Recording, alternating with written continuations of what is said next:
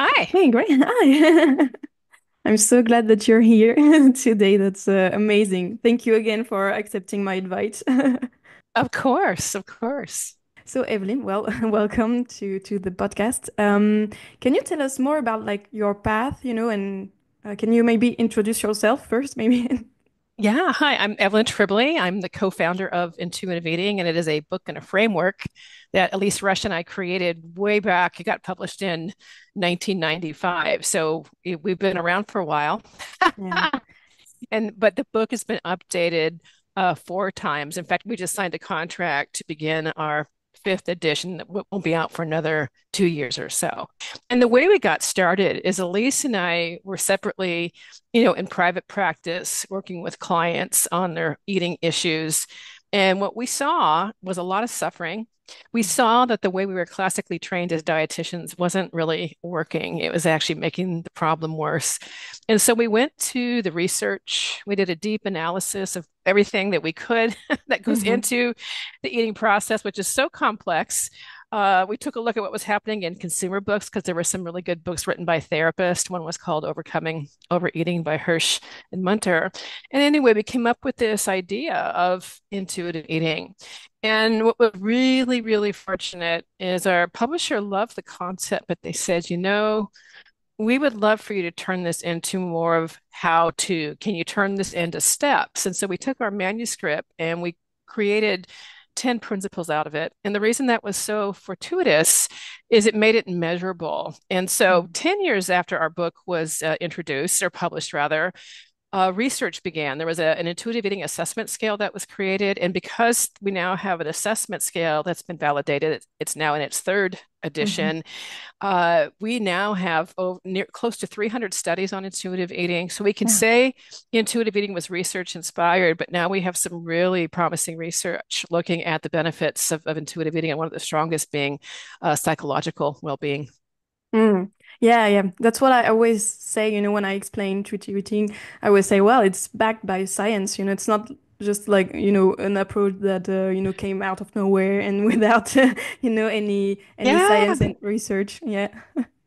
I think there can be a lot of confusion around intuitive eating in Yeah. part because it has gotten so popular, on social media, Mm. especially. And so the good news is there's more information out there about intuitive eating, but the not so good news, there's a lot of misinformation out there. Yeah. So it's one of the reasons why I like to ask people, like, well, how do you define, or what do you think intuitive eating is? And sometimes they think it's this one big, free for all with eating because they see all these pictures of colorful cupcakes and donuts and pastries. Yeah. And, making peace with food is just one of 10 principles. And I think people just really celebrate that they can't believe they have ease in eating, and that's what gets posted, not the other principles so much, and so it's an inner Yeah. dynamic process, including 10 principles. They're not rigid rules. Yeah, of course. Yeah, people who are talking about intuitive eating, on social media, they show that they eat what they want and so on, and so people tend to like just get this part, but it's broader than that. Yeah, totally. Yeah, including, the 10th principle of intuitive eating, as you know, is honor Yeah, your health with gentle yeah, nutrition. So nutrition is included in there. It just doesn't get talked about so much because people have been almost traumatized by the word yeah. nutrition or trauma, and then they don't want to necessarily write about that, but it is included in the process. Yes, of course, and that's why it's well, you do know because you founded it, but well, you put it like on the in the last principle because you need to make peace with food and so on, and do all the other stuff before taking nutrition as it is, and not like external rules, really arbitrary and so on. Absolutely, you got that right. Because what we've seen, if people take it on too early, Yeah. they can unintentionally create rules out of intuitive eating. And I've had people do that. And, what I say is, it's understandable that your mind did that because so much of the eating plans created by gurus, experts, and influencers have all these rules. So it makes Hmm. sense you would come into intuitive eating with that same mindset. But what I'd like to emphasize is that this is not a rigid process.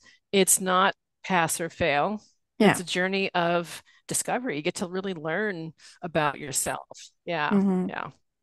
Yeah. You're totally right. It's that's why, you know, it's sometimes well, there are too many misconceptions about intuitive eating. Unfortunately, it's hard sometimes to convey the right message and, you know, to really yeah, convey the philosophy. I would say that it's more than just Yeah.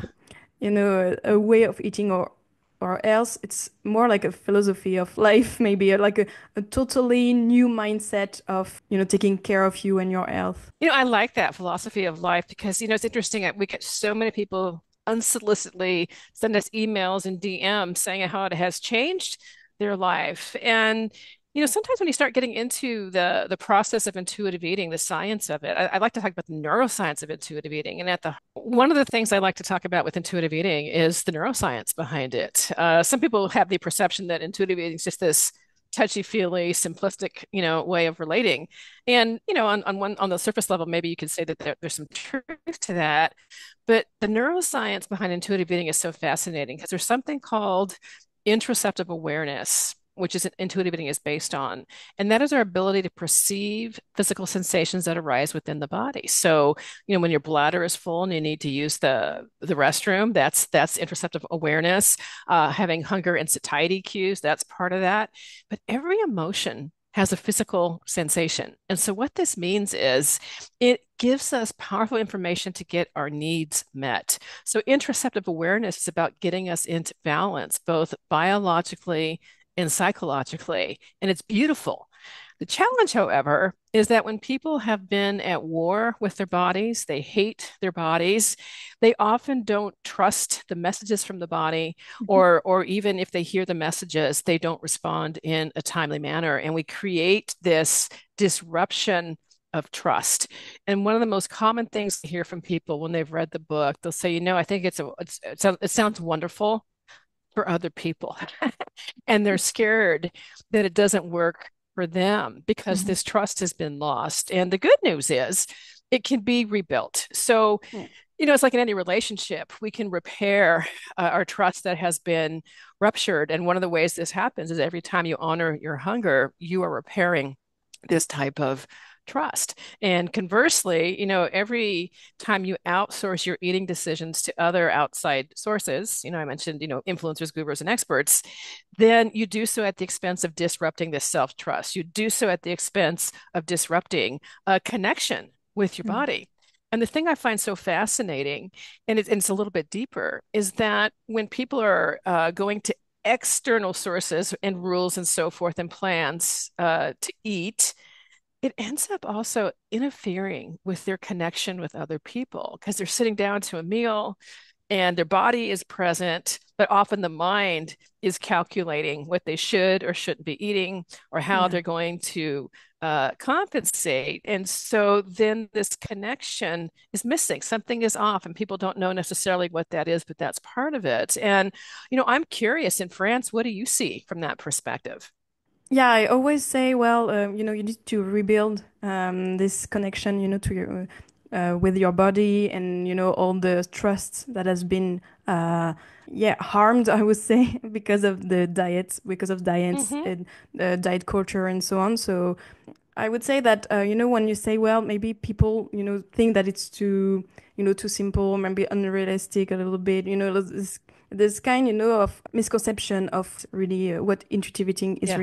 really is, and it's more like a relationship that you try to rebuild that just you know well try to listen to your hunger and then cross your fingers that it will be enough or you know. It's a relationship you're going to have for the rest of your life. It's something that I have a lot, you know, when I explain intuitive eating, as I said, you know, this, yeah, this part, like, well, it's too simple, and you know, we have, you know, we have the society also, like, you know, we live in a society where there are a lot of companies, you know, industrial companies where they want us to, you know, to buy their products, so it's like consume, and so on, and so people always, well. Yeah. When I first explain it, and when I explain it to people who don't know what intuitive eating really is, it's more like, well, we cannot just listen to our bodies and have this wisdom, you know, this internal wisdom, because there's this external world which wants us to eat again and again. And how do And in a way, you? though, it's no different than a really good chef. Yeah. They want you to enjoy and to eat their foods as well. But you're right, there's a lot of fear mongering. And it seems to be like it reminds me of fashion when we start looking at nutrition and eating trends. There seems to be, especially every decade, something new that's going to save us and something that is really harmful that's going to kill us. You know, in the Mhm. early 80s, it was, oh my gosh, if you eat too much fat, it's a problem. And then, oh, if you eat too many carbohydrates. And it's very fear mongering. And right now, the issue is ultra processed foods. And when you start taking a look at the research on ultra processed foods, it's really complex in terms of there's no agreed upon definition of what constitutes an ultra processed food. There's some generalities that are kind of accepted. And yet, when you start taking a look at the categories, one of the biggest categories of ultra processed foods are vegetarian products and vegan products. And I don't ever hear critics talking about, ooh, I think they're eating too many vegan foods and these Yeah. kinds of things. So we need some kind of balance. This fear mongering, it's understandable that people are afraid about what's being put in our foods when we hear these kinds of things that are going on. And I'm also not here to be to defend, food companies because there's practices that they could definitely be improving on and so forth. So Yeah, yeah. Yeah, of course, it's not like, when you are in this field, intuitive eating, it's like, well, we're all like friends with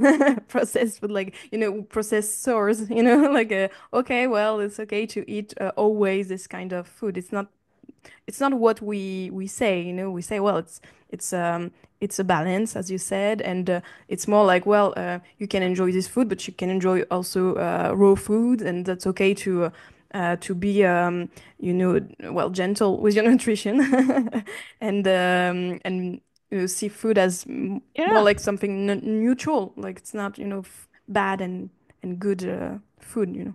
Well, and then when we take a look at then with all the fear mongering and the anxiety it ends up creating, Yeah. and that's a concern I have that's not talked about enough, in my opinion. But when we take a look at what happens when someone has a lot of anxiety around eating, and that's why they have the rules. They want to feel safe, they want to feel healthy. And I never question anyone's intention. The problem is the intention can have these negative impacts. And so it creates stress. And with stress, there's a physiological response. It increases cortisol. And Yeah. cortisol is a stress hormone that's at the root, I mean, of a lot of different types of disease processes. We need cortisol, when you're, fighting or fleeing the Yeah. enemy. It has served a lot of good purposes, but when it's constantly happening, it becomes a problem. It increases something called allostatic load. And allostatic load affects so many systems in our body and ultimately impacts our health. And so one of the things when we're having these conversations with Hmm. people is when we start looking at health, we need to really widen the lens and Yeah. to remember mental health is just important as physical health.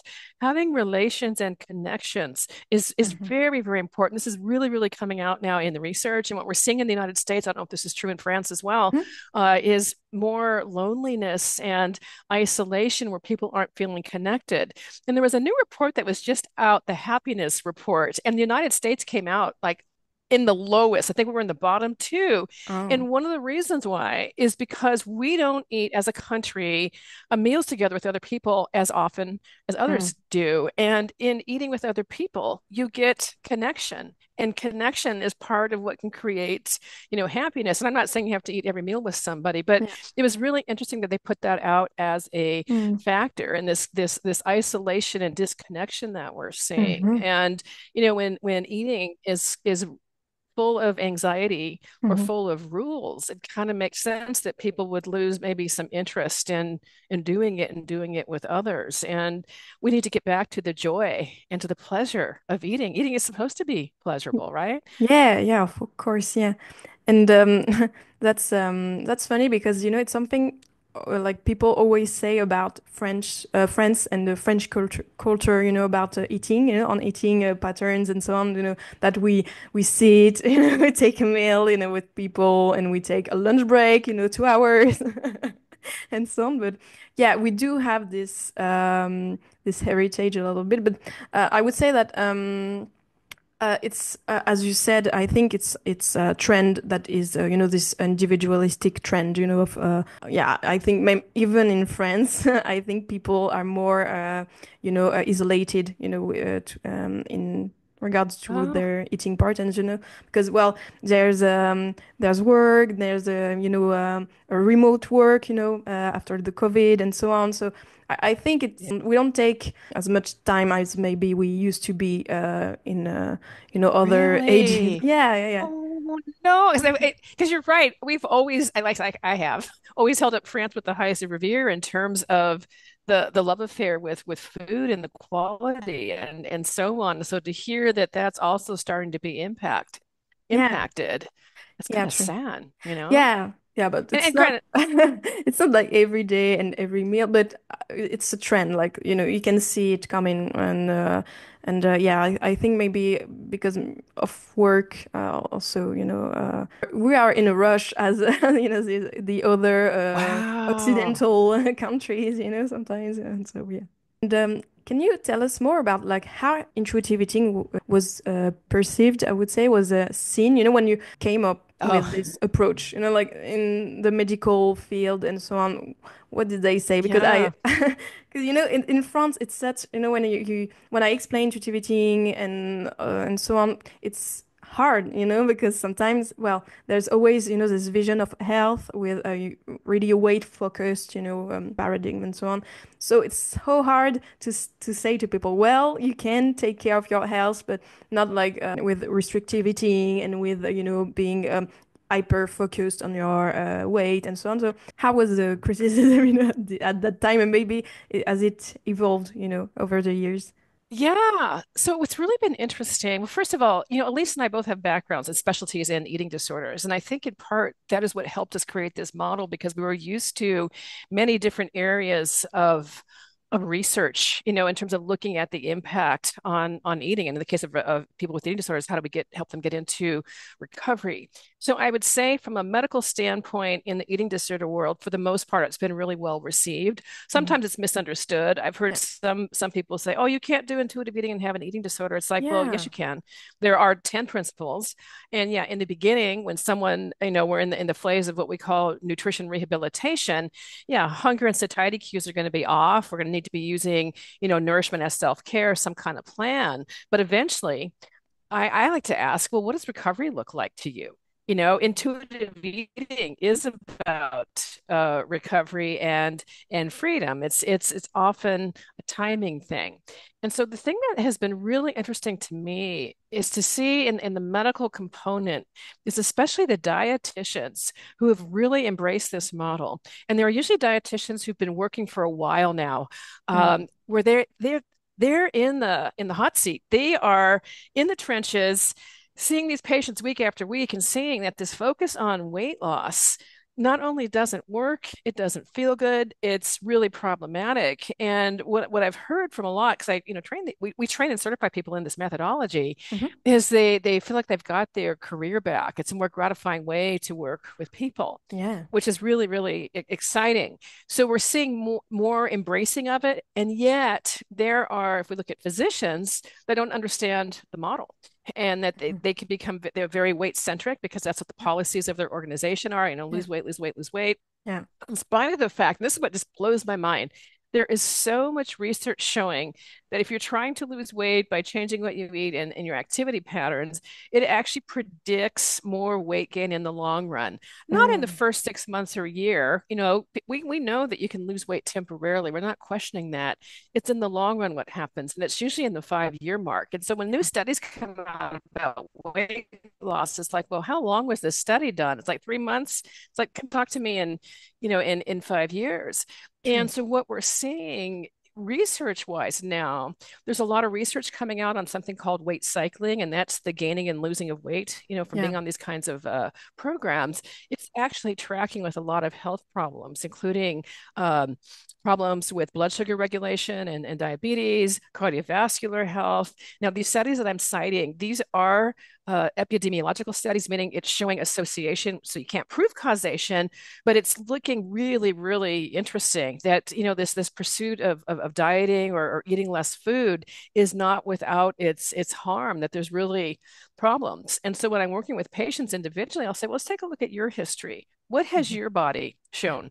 And usually what happens is they blame themselves. It's like they'll say, well, the diet really worked, but then I went on vacation, or then this thing happened, and they blame themselves. Like, I just needed to try harder. It's like, you know what?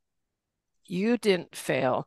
The dieting process has failed you. And it's a beautiful business model because you end up getting, repeat customers and so on. And so I have a lot of people that are really blown away by this. Like, well, how come my doctor doesn't know?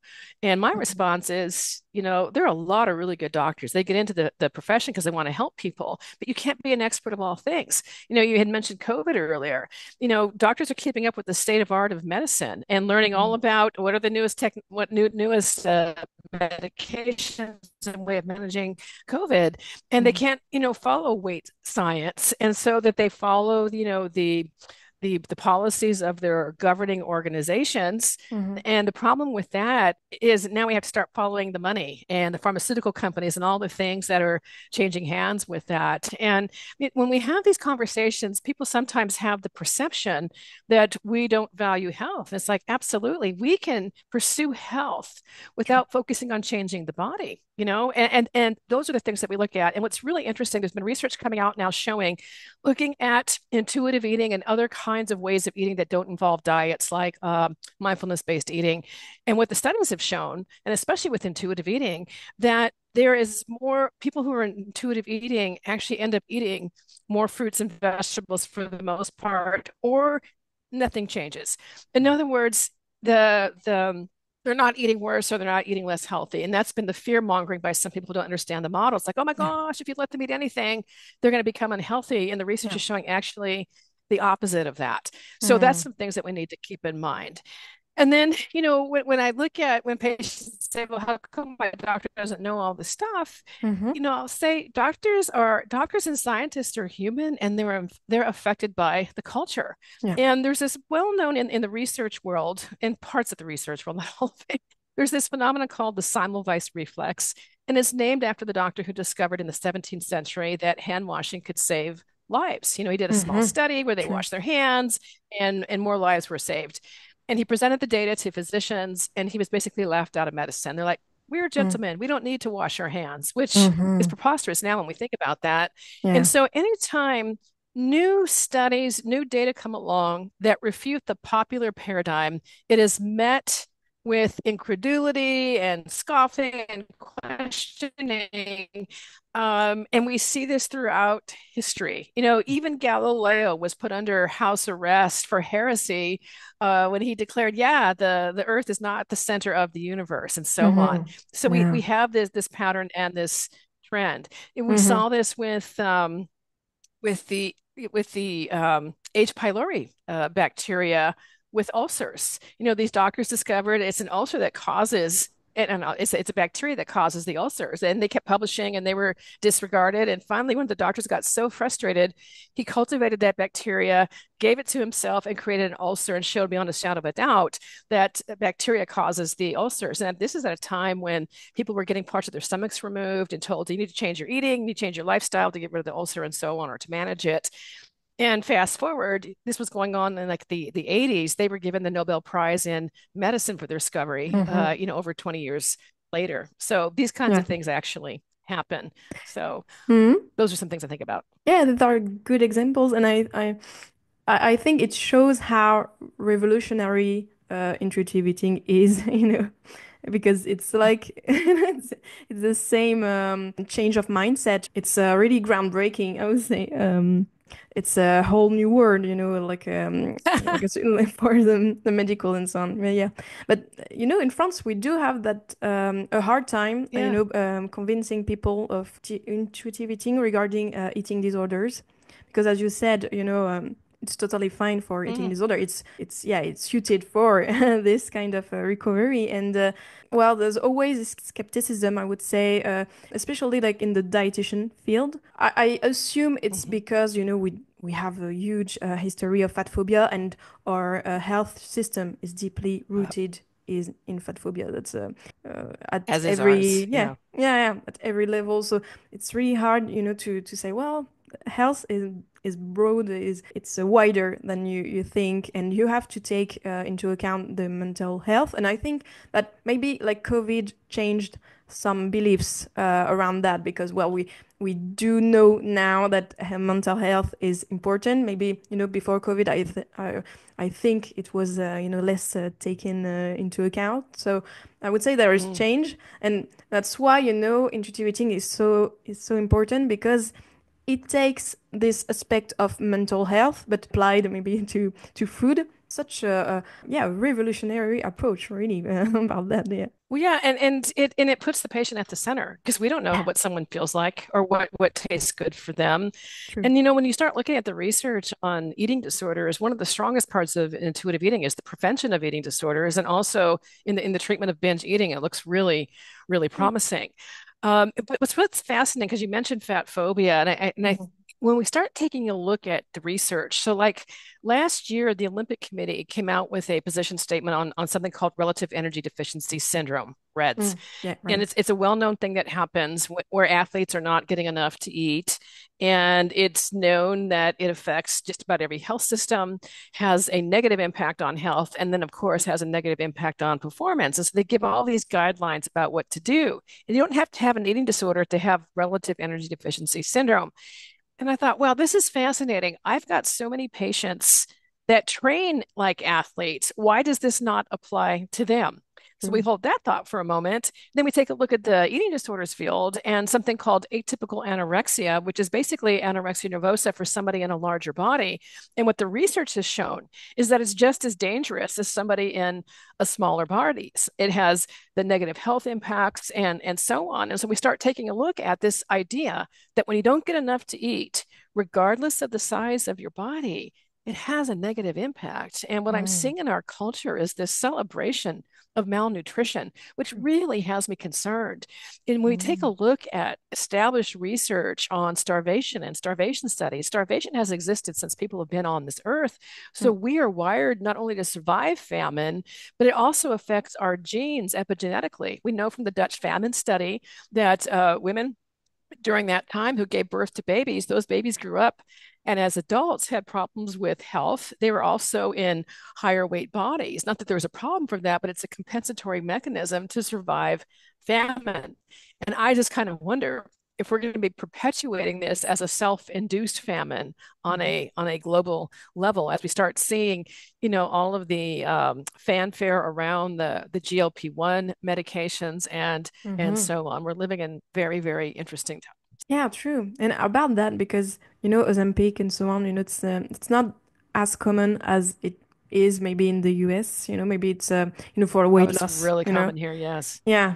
And Hmm. can you tell us more about that, and how this impact, maybe the view of the perception maybe of intuitive eating and fat phobia? Yeah, I get a lot of questions around this. Yeah. First of all, I think it actually increases fat phobia. This idea that you could be changing your body if you're just on this particular drug. And P.S., this drug doesn't work for everybody.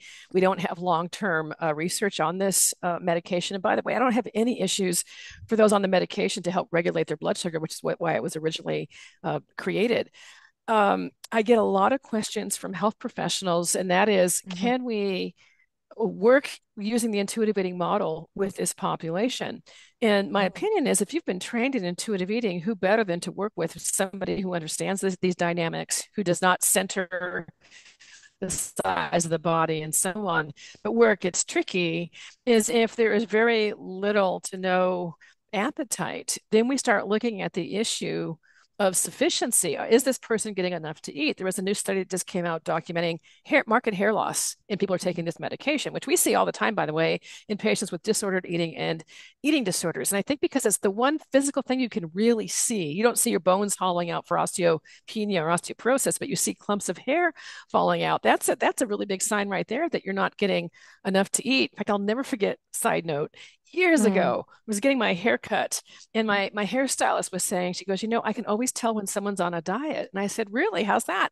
She says, their hair's always falling out. It's like, I said, Mm. that's what we see, with our patients as well. And Mm. so when we take a look at the people who are on the medications, I'd love to see more research. I'd love to see what the average eating pattern looks like in terms of nutrition, True. because I suspect we're going to see, a lot of problems with that. Yeah. If we take a look at what is the history of these individuals, I would say when they're on this medication for weight loss, there's a high likelihood they've been on lots of diets or plans. And so then this is somebody who really might want to work on healing their relationship with food, and intuitive eating can really work on doing that. But the challenge is when there is no appetite or less desire to eat, how can we help them get into sufficiency? Mm-hmm. How can we work on identifying diet culture and the diet mentality? And, one of the things I'll say with patients is that, I don't ever shame anyone for their choices on what they're Mm-hmm. making. It's up to them True. and their physician what they're going to do. There's Yeah. no judgment on my end, but I want to make sure you have all the information, in terms of what happens. Because in the United States, if the drug is very, very expensive, it's like about $1,000 a month. What Mm-hmm. happens if you don't tolerate the drug? What happens if you have to get off the drug? Because the rebound weight gain is a well-known effect that ends up happening. Mm-hmm. What happens if you have a condition and you have to get off the drug? You're pregnant. You're not supposed to be on this particular medication. There's all kinds of questions, and we haven't seen, the fallout in terms of what is happening. So I have actually more questions than I do answers. I'm really Mm-hmm. concerned. I think at the minimum, I'd want to make sure that patients have informed consent. I've been really surprised and it's really, really surprised the amount of patients who've been prescribed these drugs without even having a conversation. The doctor says, "I think you need to be on this Yeah. medication," and it's a Mm-hmm. very serious decision. So Mm-hmm. again, more questions than I have answers for this. So yeah, Mm. Yeah, it makes me think about bariatric surgery. I think it's the same yeah, approach, the same.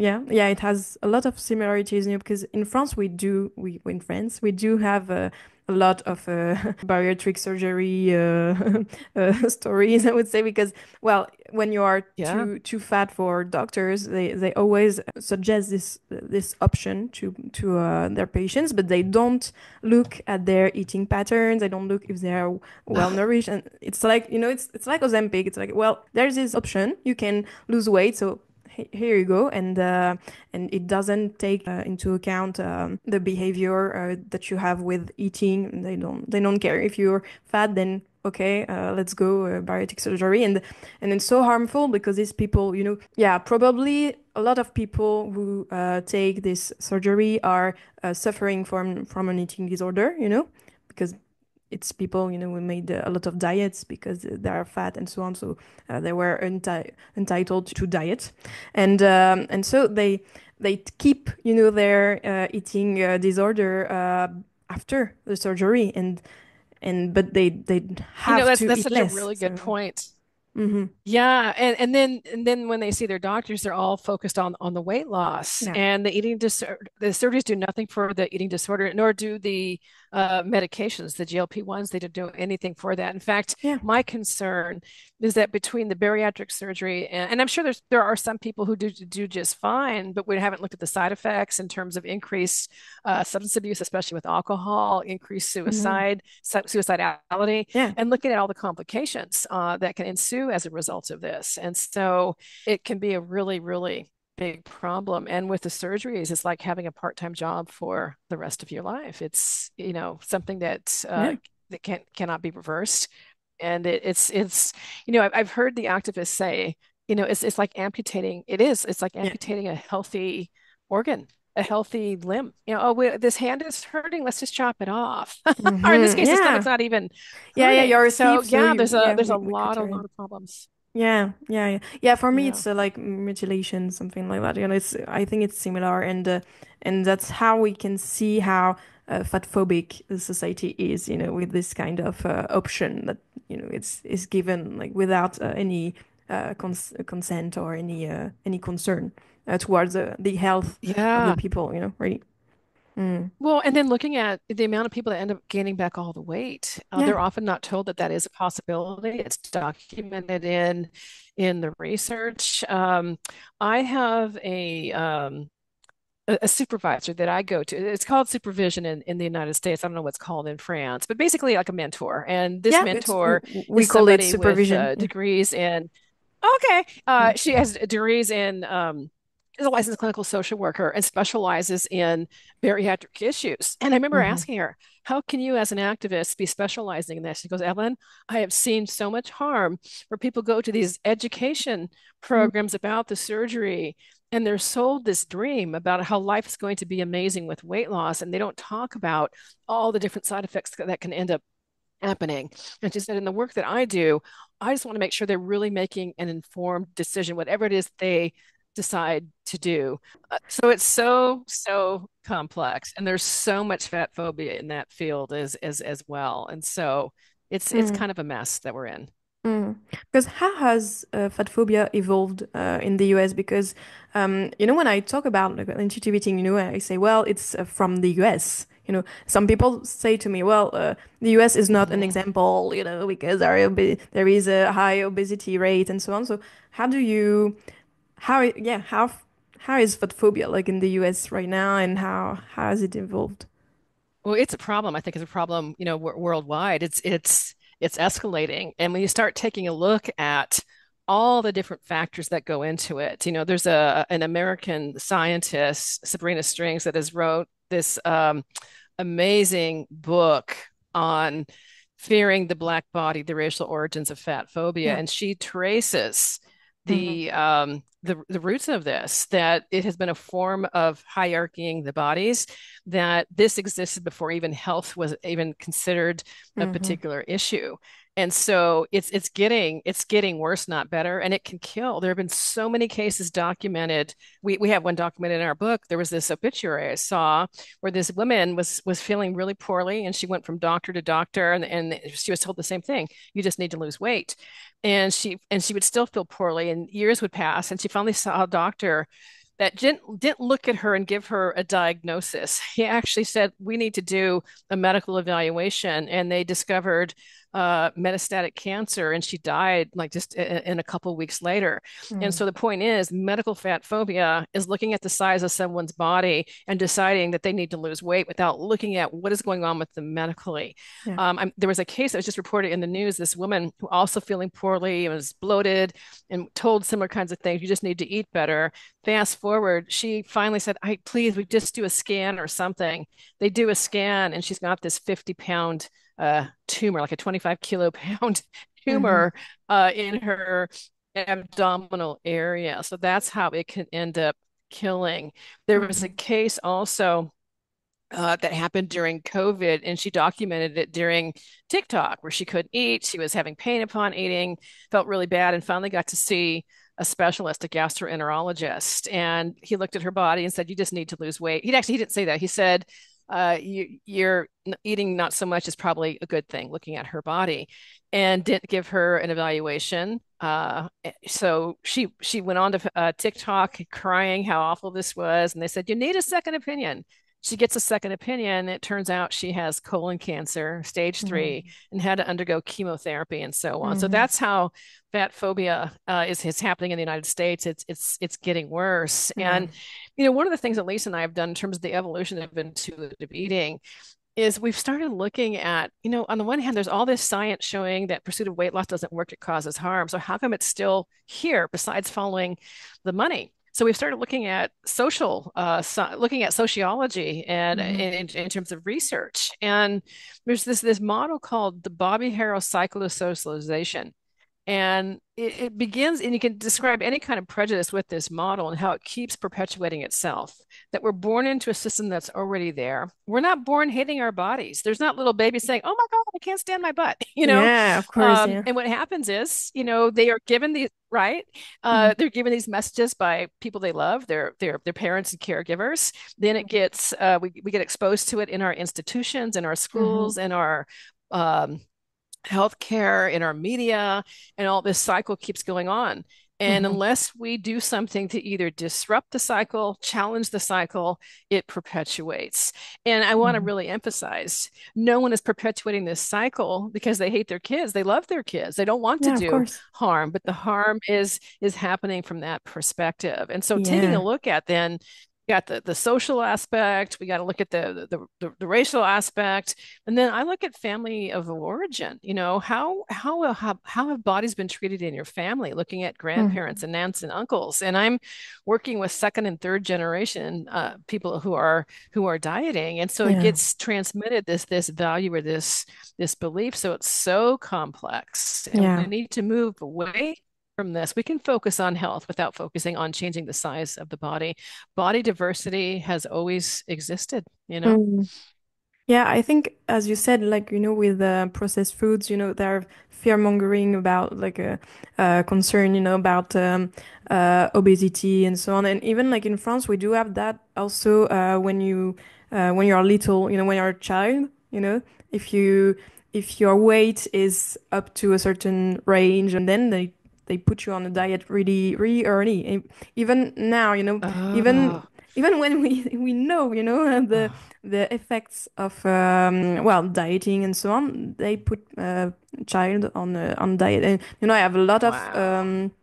a lot of patients, clients who have been put on a diet really early, like at 8 years old. And even now, like in Mm. 2025, there a few days ago there were some politicians in France who like suggested a new policy about that.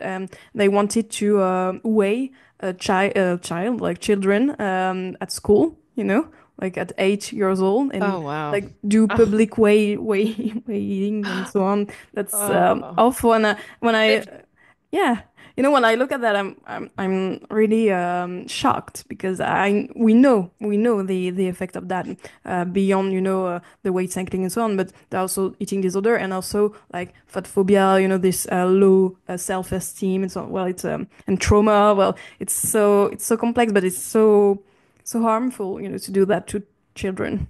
Yes, and they've done this in the United States as well, Hmm. having, BMI report cards, and that's such such a big problem. It creates even more stigma, more shame. And what I've seen when I'm working with adults, when they have this history as kids, Hmm. there's more disconnection, more trust disruption. And what I say is, you're not broken, but you were told at a very young age that your appetites are not to be trusted, your body's not Yeah. to be trusted. And what tends to happen with these kids, you know, adults don't stay on diets. Well, how are we expecting a kid to stay on a diet? So they're going to end up sneaking food and Yeah. then feeling guilty about that and a lot of shame because they're going against their mom and dad, but you're hungry or food just sounds good and it creates even Yeah. more trouble. Yeah, it's so Yeah. Yeah. sad. Yeah, it's so sad. Yeah. And I think that, like intuitive eating, in the health system, I would say in France, it's quite difficult, to be recognized with the approach. And you, like in the US, how is intuitive eating taken into account, in health system, in health policies, is there, I don't know, a path, like a little breach, into political system or health system, I would say.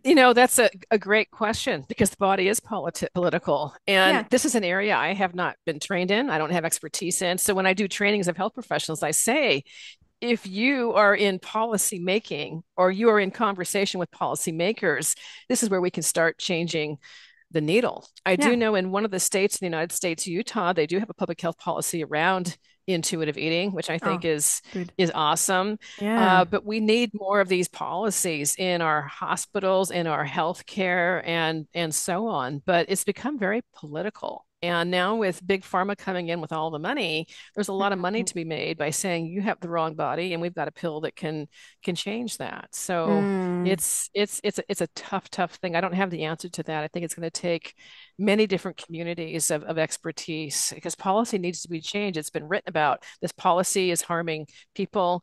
It's not like it's even working or it's effective. So Mm. a good example of this was in 2013, the American Medical Association outvoted its own committee. The scientific committee was charged with asking this question and answering this question.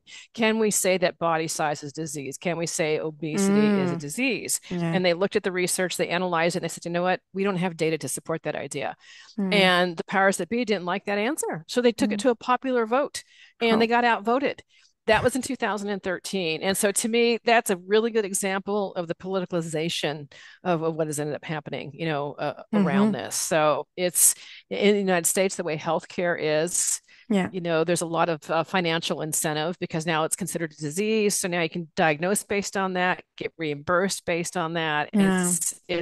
it's a whole other Hmm. conversation. And I would suggest talking to Dr. Jeffrey Hunger out of the United States. He's done a lot of research on this, Okay. and Janet Tomiyama out of UCLA. That's also another good person to talk to. So. Hmm.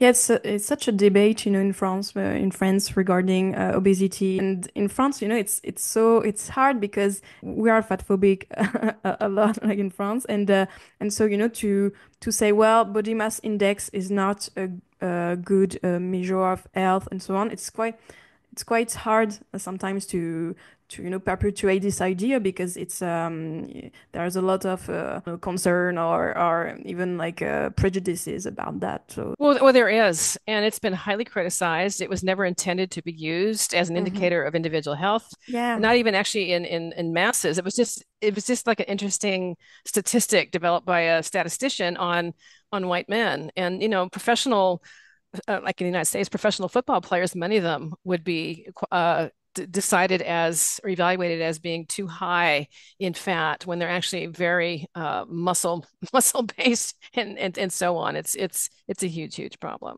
Yeah. Yeah, totally. Did you notice new trends around diet culture? Have you noticed emerging trends about that recently? Oh yeah. I mean, diet culture is just co-opting the Yeah. language of the health activists, for health at every size. We're seeing it now, big pharma is using it. They're saying, oh yeah, diets don't work, which that's good news to hear them say that, but they're saying just use our pill. Our pill works. Yeah. We're seeing big companies co-opting the language of intuitive eating. So it's really, really frustrating. And for that reason, I've got this, it's my most popular post on Instagram, and I repost it every once in a while. And it's called How to Spot Fake Intuitive Eating. Yeah. And so, because, if anyone is saying you can do intuitive eating and lose weight, it's like, Mm. oh, intuitive eating is not about changing the size of the body. It's about Yeah. cultivating a healthy relationship with food, mind, or body. So if anyone's promoting weight loss, that's a problem. They're setting you up. So Yeah.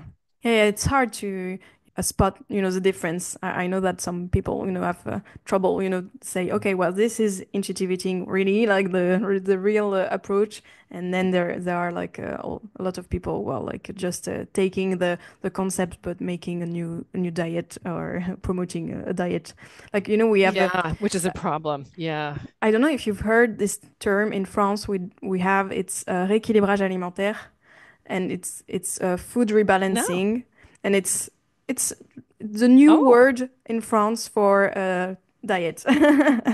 When you say, well, I'm not okay. au régime, I'm not making a regime, I'm not dieting, but I'm doing a rééquilibrage alimentaire and the food rebalancing, and that's so concerning Ah, because they take another word and they put it, well, okay, we don't diet, it's just like, well, we learn how to eat with nutritious food and so on, but it's restrictive and it's always to have a certain weight, so it's totally a diet. But it's so hard in France regarding this term because it's so misleading. yeah, very much so. Mm. I've really enjoyed this conversation, but I need to go because I've got a patient Yeah, waiting that's for fine. me. Well, thank you again Yeah, yeah. for And I being here on the podcast. I'm so I was a little bit stressed because it's like you're an icon. You're a legend. So for me, it's like, ah, I was thrilled to do this. I was thrilled to get the invitations. okay. Well, thank you Yeah, again, we'll and see. Thank you. see you. Thank you. Bye-bye.